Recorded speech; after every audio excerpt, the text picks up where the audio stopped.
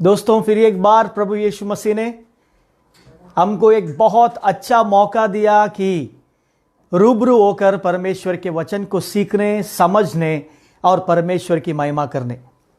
हम Matthew chapter 7 verse 24 to 27 इस अध्याय से पढ़ रहे हैं। तो मैथ्यू चैप्टर 7 वर्स 24 टू 27,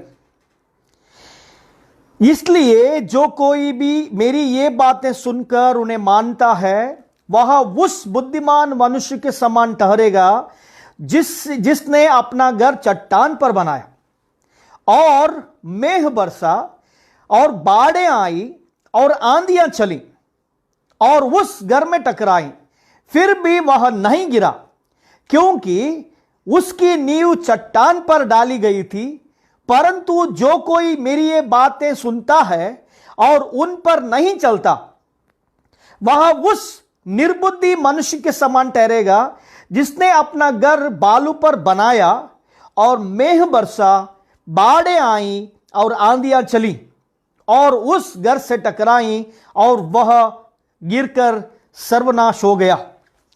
दोस्तों, ये वचन के द्वारा हम बहुत कुछ सीख रहे हैं कि इस चीज के बारे में बात करने के लिए बहुत महत्वपूर्ण है मेरे प्यारे। बात करना बहुत जरूरी है क्योंकि घर हम कितना भी बड़ा बनाए, कितना भी सुंदर बनाए, कितना भी ताकतवर बनाए, लेकिन अगर उसकी बुनियाद मजबूत नहीं है तो पक्का गिरेगा, गिरना तय है।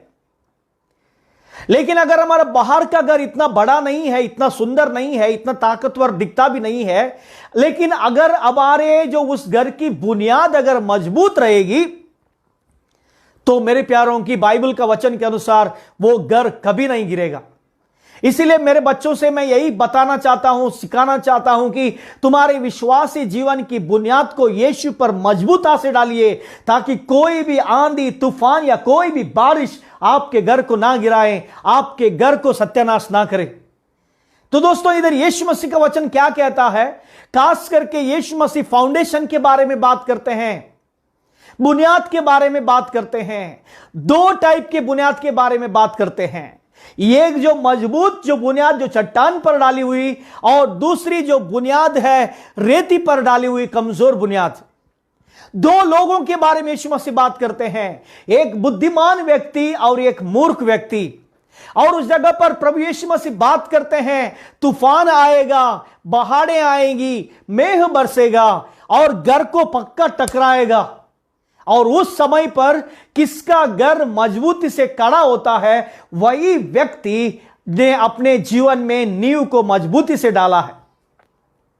वो जो नींव जब हम डालते हैं उसमें पहला स्टोन, जो पहला पत्थर, वो जो हमारा उद्धार है।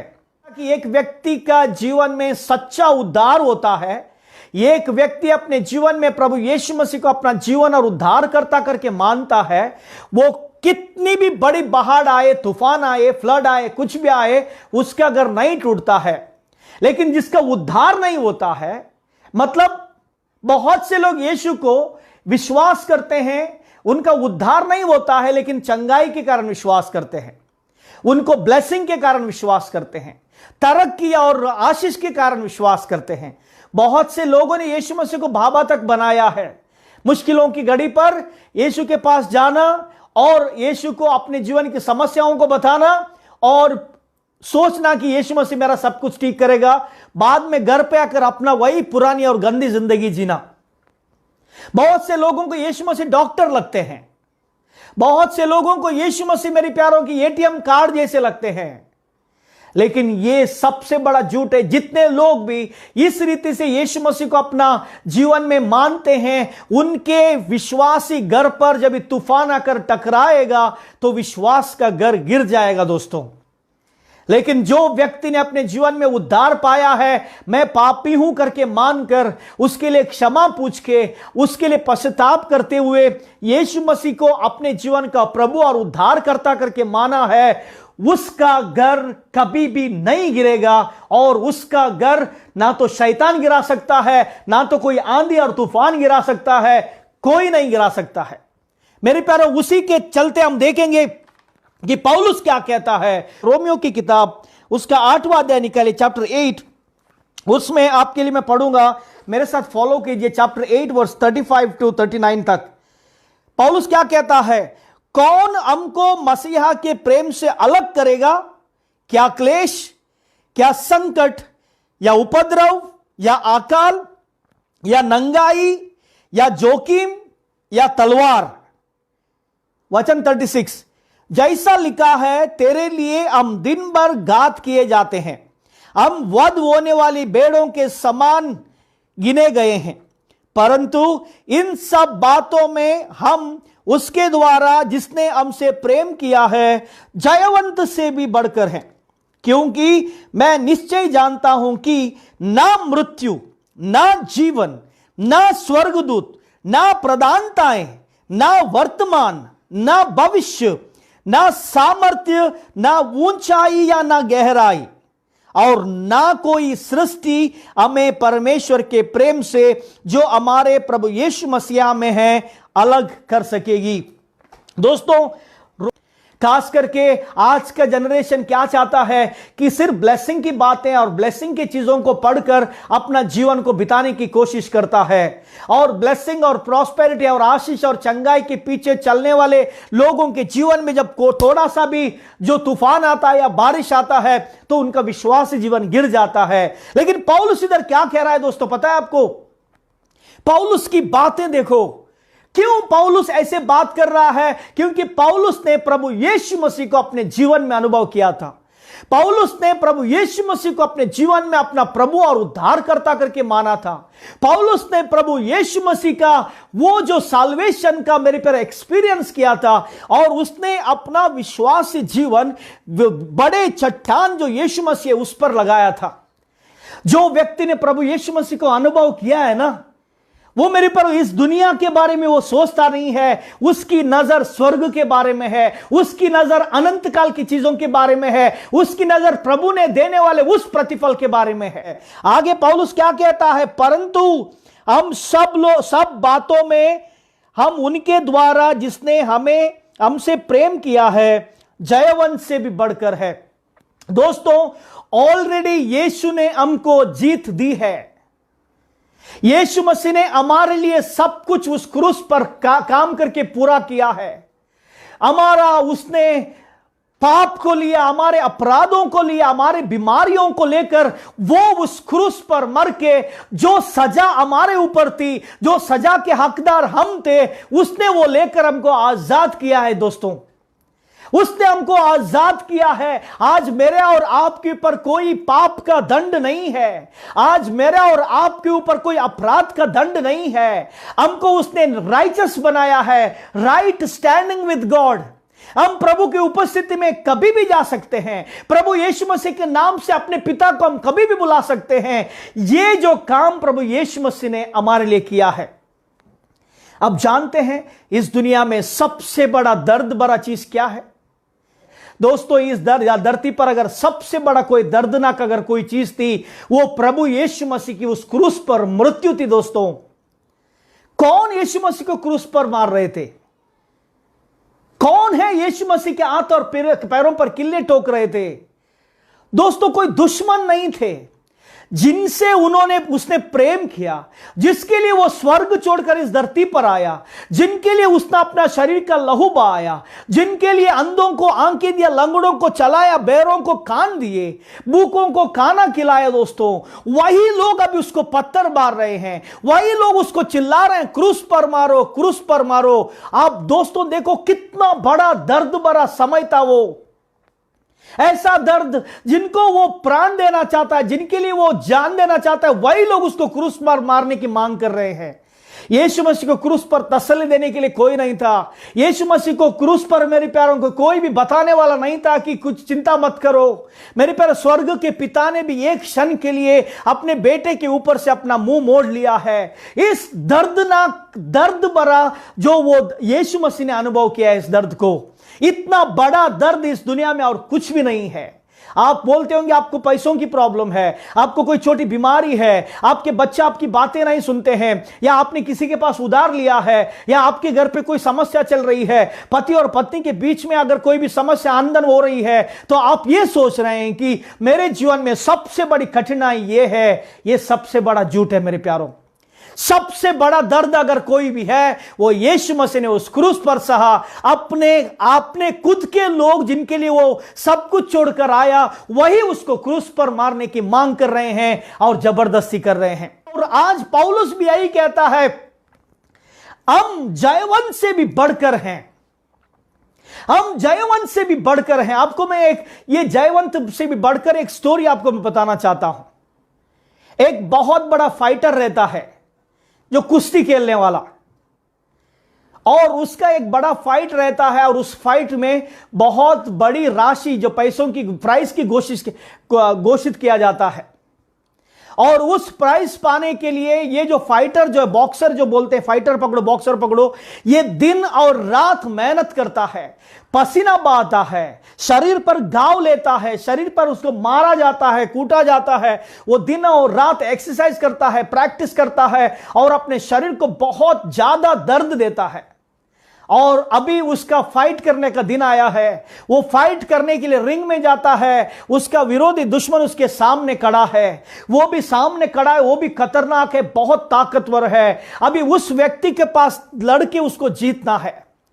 फाइट शुरू होती है, दोनों फाइट करने लगते हैं और एक दूसरे को मारते हैं। और इस व्यक्ति को, जो मेरे प्यारों की दिन और रात मेहनत करके एक्सरसाइज, उसको बहुत मार पड़ती है, बहुत दर्द वो सहता है, और आखिरी में अपने दुश्मन को हराता है।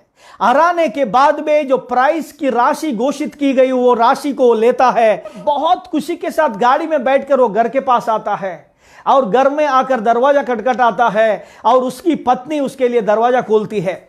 जैसे ही पत्नी दरवाजा खोलती है, तो वो जो चेक जो थी, इतनी बड़ी पैसों का वो प्राइस था, वो चेक निकालकर अपने पत्नी से कहता है, ये तेरे लिए गिफ्ट है, इसको तू रखना, और ये तेरे लिए है। दोस्तों, पत्नी ने फाइट नहीं किया, पत्नी ने कोई युद्ध नहीं किया, पत्नी ने कोई प्रैक्टिस नहीं किया, पत्नी ने कोई भी कसरत नहीं की, पत्नी ने कोई मार नहीं खाया, दर्द नहीं उठाया, दुख नहीं उठाया। फिर भी पति जब जीतता है, वो चेक लाकर पत्नी को देता है, और पत्नी बहुत खुशी से में आनंद मनाती है। इसका मतलब क्या है? पति ने पूरा जो कसरत करते हुए, एक्सरसाइज करते हुए, फाइट में करके जीत गया, लेकिन जीती हुई राशि लाकर किसके हाथ में दे दी? अपने पत्नी के हाथ में दे दी। मतलब पति जो युद्ध करके पूरा जय पाया उसने, लेकिन उसकी पत्नी क्या हो गई? जयवंत से भी बढ़कर। उसने कुछ मेहनत नहीं किया, उसने कुछ तकलीफ नहीं उठाई, फिर भी जो मेरे प्यारों जीती हुई प्राइज उसको मिला। यीशु मसीह ने भी हमारे लिए ऐसा ही किया है।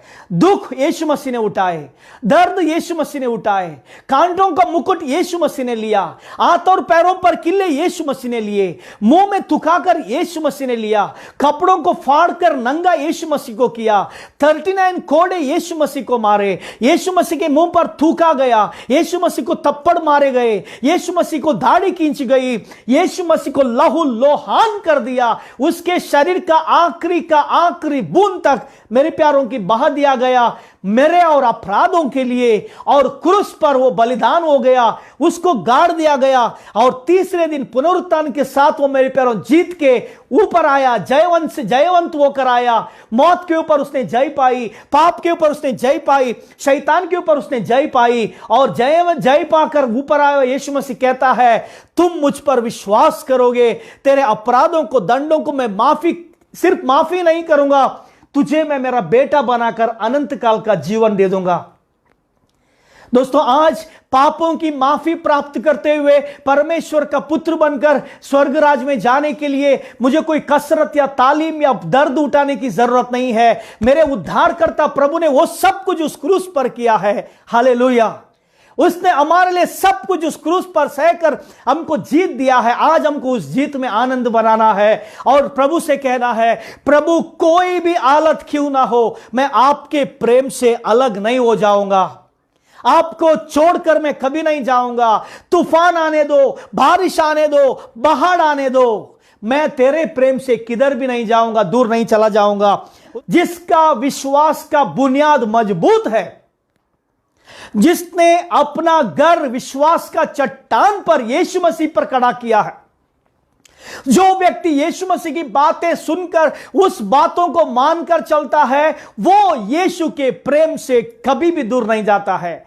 अभी आप ये बोलोगे कि पौलुस ने बताया है, बताने में क्या बड़ी बात है, क्या बताएगा तो पूरा हो गया। लेकिन दोस्तों, पौलुस सिर्फ बताता नहीं है, पौलुस ने इन चीजों को अपने अनुभव किया है। पौलुस ने वो दर्द को अपने जीवन में अनुभव किया है। पौलुस ने वो संकट को, वो उपद्रव को, वो सतावत को, वो जोखिम को, वो उपवास को उसने अपने अनुभव किया है। आपको मैं दिखाना चाहता हूं बाइबल में, और आपको पौलुस जो कहने वाली बातों को पौलुस प्रूव करता है, वो आपको मैं साबित करना चाहता हूं। तो देखो मेरे प्यारो, मेरे साथ 2 कोरिन्थियंस 11 अध्याय 23 to 27 तक। क्या वे ही मसीहा के सेवक हैं? मैं पागल के समान कहता हूं, मैं उनसे भी बढ़कर हूं। वो दूसरे शिष्यों को कंपेयर करता है अपने आप को। अधिक परिश्रम करने में, बार बार कैद होने में, कोड़े खाने में, बार बार मृत्यु की जोखिमों में, 5 बार मैंने यहूदियों के साथ 39 कोड़े खाए, 3 बार मैंने बेतें खाई, 1 बार मुझ पर पथराव किया गया, 3 बार जहाज जिन पर मैं चढ़ा था टूट गए, 1 रात दिन मैंने समुद्र में काटा। मैं बार के यात्राओं में, नदियों के जोखिमों में, डाकुओं के जोखिमों में, अपने जाति वालों से जोखिमों में, अन्य जातियों के जोखिमों में, नगरों में, जंगल में, समुद्र की जोखिमों में, झूठे भाइयों के बीच में जोखिमों में रहा। परिश्रम और कष्ट में, बार बार जागते रहते, भूख प्यास में, बार बार उपवास करने में, जाड़े में, उगड़े में रहने में, और अन्य बातों को छोड़कर जिसका वर्णन मैं नहीं करता। मेरे प्यार, वो क्या कहता है इधर? पौलुस ने क्या कहा रोमियो कि मुझे प्रभु के प्रेम से कोई अलग नहीं कर सकता है। वो उसके बताता है ना तो उपद्रव ना तो संकट। उसके बाद में मेरे प्यार आपको मैंने ये बताया प्रूव करने के लिए, पौलुस सिर्फ अपने मुंह में बकबक नहीं कर रहा था, पौलुस ने ये सारे चीजों का अनुभव किया था। हालेलुया। पौलुस ने दर्द को सहा था, मार को खाया था। मेरे प्यारो, उसको 39 कोड़े मारे थे 5 बार। कितना बड़ा दर्द, कितना बड़ा दुख, कितना बड़ा परिश्रम उसने प्रभु यीशु मसीह के लिए सहा था। वो भूखा था, वो नंगा था, उसको अपने लोग मार रहे थे, बाहर के लोग मार रहे थे, फिर भी वो कहता है कि कोई भी व्यक्ति मुझे प्रभु के प्रेम से अलग नहीं कर सकता है। आप अपने YouTube में जाकर देख सकते हैं, एक व्यक्ति का नाम है नबील कुरैशी।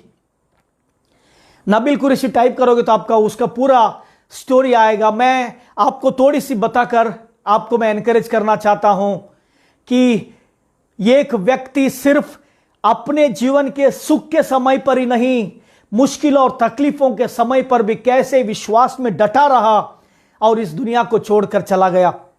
ये नबील कुरैशी पाकिस्तानी का एक लड़का था। उसका परिवार पाकिस्तान में था दोस्तों। थोड़े समय के बाद में उसका पिताजी अपने बेटे को और अपने परिवार को लेकर अमेरिका में शिफ्ट होते हैं। अमेरिका में रहने वाले नबील कुरैशी बहुत बुद्धिमान लड़का है, इंटेलिजेंट लड़का है, और जो मुसलमान, जो इस्लाम के धर्म को बहुत खूबी से मानने वाला। उसकी मम्मी, उसके पापा दिन रात उसको सिखाते थे उसी के बारे में। ये बढ़ता गया, कुरान को 8 दिन पढ़ता गया, सीखता गया, समझता गया। और जैसे ही वो मेडिकल कॉलेज के लिए ज्वाइन हो गया, जैसे मेडिकल कॉलेज में जब ज्वाइन होकर जब वो स्कूल को अपने रूममेट के पास गया, उस रूममेट का नाम डेविड था। उसका भी डेविड वुड करके अगर आप टाइप करोगे तो उसका भी आप यूट्यूब में देख सकोगे, अपोलोजेटिक्स हैं। ये डेविड वुड को देखा उसने, और ये जो क्रिश्चियन अमेरिका का एक लड़का बाइबल पढ़ रहा है, नबील कुरैशी को देखकर आश्चर्य हो गया, कैसे हो सकता है। तो आहिस्ता आहिस्ता वो रूममेट के कारण उनसे, डेविड से बातें करने लगा बाइबल के बारे में। डेविड उसको बाइबल की बातें समझाने लगा। इन दोनों की बातचीतें हो रही थी और हर दिन नाबिल कुरैशी उलझता चला गया कि कुरान ऐसा कहता है, बाइबल ऐसा कहता है, क्या सच है क्या गलत है। उसका दिमाग खराब जैसा होने लगा, उसको समझने लगे कि करना क्या है। बहुत इंटेलिजेंट लड़का, डॉक्टर बनने के लिए पढ़ाई करने के लिए आया है, तो वो सोचता है 2001 में जब उसको डेविड मिलकर उसको बताता है तो बोलता है कि मुझे अभी ढूंढना है सच क्या है। उसे देखता 2003 2004 में उसको प्रभु यीशु मसीह 3 बार स्वप्न दिखाते हैं और 2004 में आखिरी में उसको कन्विक्शन होता है कि प्रभु यीशु मसीह ही उद्धार करता है, उसको छोड़कर और कोई प्रभु नहीं है। उसके ऊपर वो एक किताब लिखता है, वो बोलता है कि searching Allah and finding Jesus. मेरे प्यारों की इस रीति से वो अपना जीवन में प्रभु यीशु मसीह के लिए आगे बढ़ता है। उसके बाद में मेडिकल की कंप्लीट करता है, उसके बाद में वो थियोलॉजी कंप्लीट करता है और अच्छा अपोलोजेटिक्स बनता है। मैं शॉर्टकट करता हूं। उसके बाद में रवि जकरिया के बड़े टीम के साथ वो जुड़ जाता है और जब 2016 में जब ये नाबिल कुरैशी सिर्फ 31 साल का लड़का है, सारे दुनिया में प्रचार कर रहा है, सबको सिखा रहा है, बड़े बड़े यूनिवर्सिटीज में जाकर डिबेट कर रहा है, सबको प्रभु का वचन बताता है, तो 2016 में एक बहुत बुरा उनके लिए एक संदेश आता है और उस संदेश में पता चलता है ये नाबिल कुरैशी 31 साल का मुस्लिम के द्वारा विश्वासी बन गए जवान लड़के को पेट का कैंसर है और 4th स्टेज में पहुंच गया है। दोस्तों की जैसे ये न्यूज आता है, अगर आपको ऐसा कोई न्यूज आता है तो आपकी हालत क्या हो जाती। 31 साल का लड़का, एक छोटी सी बेटी है और उसकी पत्नी है। उसके बाद में ट्रीटमेंट शुरू होता है, कीमियोथेरेपी शुरू होता है। दोस्तों 1 साल उसकी कीमियोथेरेपी करते हैं 2016 पूरा साल में, लेकिन ये बीमारी कम नहीं होती है, बीमारी ज्यादा बढ़ती है और आखिर में डॉक्टर कहते हैं कि इसका कोई इलाज नहीं है। लेकिन वो 1 साल के दौरान अगर आप YouTube में जाकर उसका देखोगे तो ये नाबिल कुरैशी जो है अपने एक भी वीडियो में कभी भी प्रभु के साथ सवाल नहीं करता है या प्रभु के विरोध में बात नहीं करता है।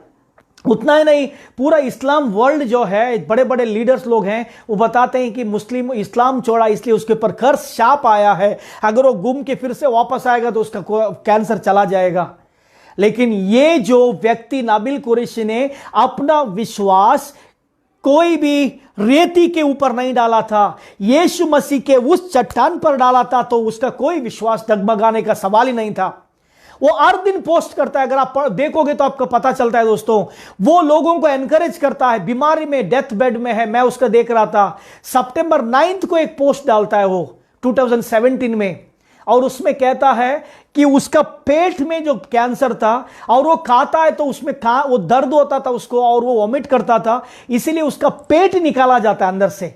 उसका पेट जो अजब करता है, वो सारी चीजों को निकालकर बिना पेट से, मतलब पेट चमड़ी नहीं निकालते, अंदर से उसका ऑपरेशन करके निकाल के उसका बिना पेट का, और उसको सिर्फ मेरे प्यारों की ऐसा ही वेंटिलेटर में रखा जाता है। अब समझो इस अवस्था में मैं और आप रहेंगे तो हमारा रिएक्शन क्या होगा।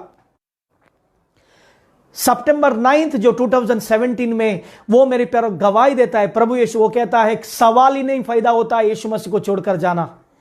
यीशु मसीह मेरा प्रभु है। वो सबको सलाह देता है। 32 साल का जवान लड़का, एक छोटी सी बच्ची और पत्नी रहने के बावजूद भी वो यीशु को कभी भी उल्टा नहीं बोलता, यीशु के खिलाफ कभी भी वो नहीं जाता है, उल्टा यीशु की महिमा करते हुए सारे दुनिया को संदेश कहता है कि मेरे अंदर प्रभु ने शांति दिया है, मेरे अंदर प्रभु ने खुशी दिया है, मेरे अंदर प्रभु यीशु मसीह ने समाधान दिया है। लेकिन 2017 के 16 सितंबर में वो इस दुनिया को छोड़कर गुजर जाता है। लेकिन वो 1 साल के दौरान इस नाबिल कुरैशी ने प्रभु यीशु मसीह के विरोध में एक बार भी स्टेटमेंट नहीं दिया, ना तो उसने अपना डाउट दिखाया। फिर भी उस अवस्था में वो यीशु को धन्यवाद करता है। इसको कहते हैं मजबूत फाउंडेशन के ऊपर घर बांधना। मैं आपसे क्या कहना चाहता हूं, आज उसकी पत्नी 2017 में वो मर गया, उसकी पत्नी है मिशेल कुरैशी, वो प्रभु का काम कर रही है, प्रभु की महिमा कर रही है, प्रभु का संदेश सुना रहे, जवान औरत है। अगर कोई बोलता नहीं मर गया तो सब कुछ खत्म हो गया, अब मैं कुछ नहीं करूंगी, लेकिन वो अभी भी प्रभु का सुसमाचार को लेकर आगे बढ़ रहे जो अपने पति के द्वारा शुरू हुआ था। नाबिल कुरैशी के पिताजी का इंटरव्यू में मैंने देखा, पिताजी भी मेरे प्यारे यीशु को दोस्त है, वो भी विश्वासी बन गया था, दोस्त नहीं देता है। वो सब लोग प्रभु को महिमा करते हैं। आप जानते हैं क्यों? क्योंकि उन्होंने अपने जीवन में यीशु के उद्धार को अनुभव किया है। उन्होंने अपना विश्वास जीवन चट्टान के ऊपर खड़ा किया है, इसीलिए उनको बीमारी या कोई भी परिस्थिति उनको प्रभु के प्रेम से अलग नहीं कर सकती है। तो आपसे मैं पूछना चाहता हूं दोस्तों, छोटी छोटी चीजों में डगमगा गए हैं क्या? हिल रहे हैं क्या? चिंतित हैं क्या? डिप्रेशन में जा रहे हैं, निराशा में जा रहे हैं? तो आप अपने फाउंडेशन को देखिए कि क्या आपका फाउंडेशन मजबूत चट्टान पर डाला है। आखिरी वचन पढ़ूंगा आज के लिए, क्योंकि हमारे पास टाइम नहीं। आखिरी वचन आपके लिए मैं पढ़ना चाहता हूं, ताकि यह वचन क्या कहता है। रेवलेशन चैप्टर 2 वर्स 10 वो कहते हैं, सेकंड पार्ट पढ़ो। ओके, मैं पढ़ता हूं। जो दुख तुझको झेलने होंगे उनसे मत डर, क्योंकि देखो शैतान तुम में से कुछ को जेल खाने में डालने पर है, ताकि तुम परखे जाओ, और तुम्हें 10 दिन तक क्लेश उठाना पड़ेगा। अब मैं सेकंड पार्ट पढ़ना चाहता हूं। प्राण देने तक विश्वासी रह, तो मैं तुझे जीवन का मुकुट दूंगा। प्राण देने तक मतलब आखिरी, टिल द डेथ। कोई भी बीमारी, कोई भी परेशानी, कोई भी भूखमरी, कोई भी नंगाई, ये कोई भी कोरोना वायरस पैंडेमिक, कोई कैंसर, कोई भी कुछ ना हमारे शरीर में, हमारी जिंदगी में, हमारे परिवार में आए, लेकिन यीशु मसीह का वचन कहता है मृत्यु तक विश्वास योग्य रहना। Be faithful till the death, तभी तुझे प्रभु मुकुट देगा। दोस्तों, जिस विश्वास में हम जी रहे हैं, आपको लगता है कि यह विश्वास काफी है कि मजबूत गर्भ, विश्वास का गर्भ बांधकर आगे बढ़ने के लिए?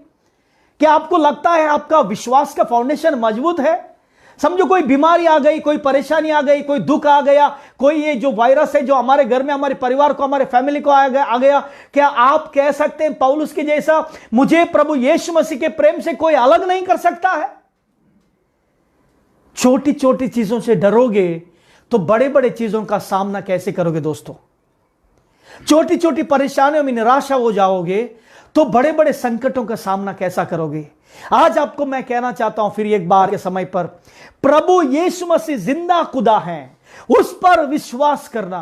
कोई भी परेशानी या परीक्षा मेरा और आपके जीवन में आए, तूफान आए, बारिश आए, फ्लड्स आए, हमको डरने की जरूरत नहीं है, क्योंकि प्रभु यीशु मसीह हमारा खुदा है, उस पर हमने फाउंडेशन डाला है। डरना मत और हारना मत। कुछ भी हो, मुझे और आपको प्रभु के प्रेम से कोई अलग नहीं कर सकता है। यही बात बताकर आपको मैं इधर ये मैसेज आज का खत्म करना चाहता हूं।